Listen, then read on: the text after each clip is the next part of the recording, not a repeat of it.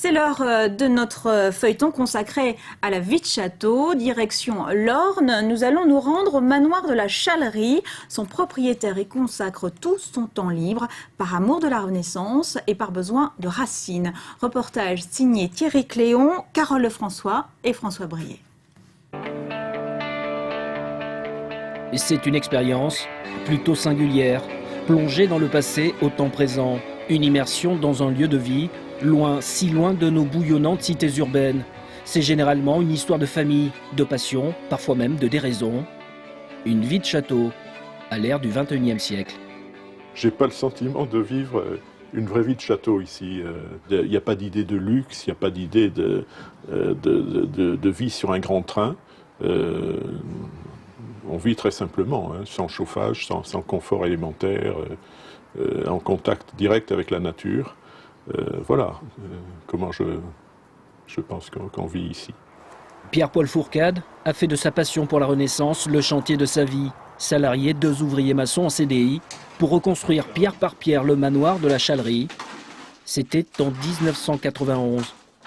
J'ai cherché pendant 1 an, tous les week-ends, je cherchais une propriété avec le souci de donner des racines à mes fils. C'était ça l'un de mes soucis principaux. Et deuxième souci important, je vivais dans les milieux de la bourse à l'époque, donc toutes les semaines, mon existence professionnelle était susceptible d'être mise en jeu, y compris par des révolutions de palais. Voilà, première vision de la Chalerie quand j'ai acheté. Voilà l'état dans lequel c'était.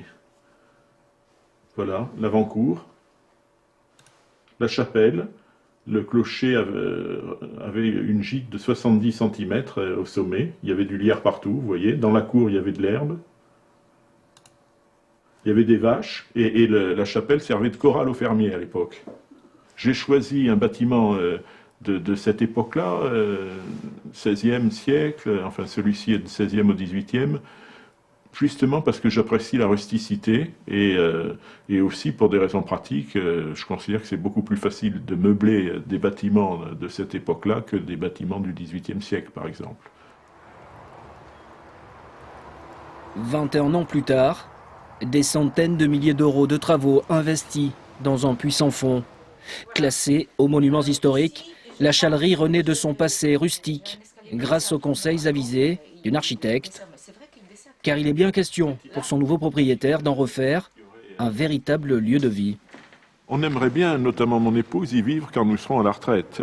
C'est clairement le projet familial. Et la retraite, pour moi, c'est dans 5 ans. Et d'ici 5 ans, je crains de ne pas avoir réussi à rendre habitable beaucoup de pièces. Si j'arrive à rendre habitable 3 pièces, ça sera bien.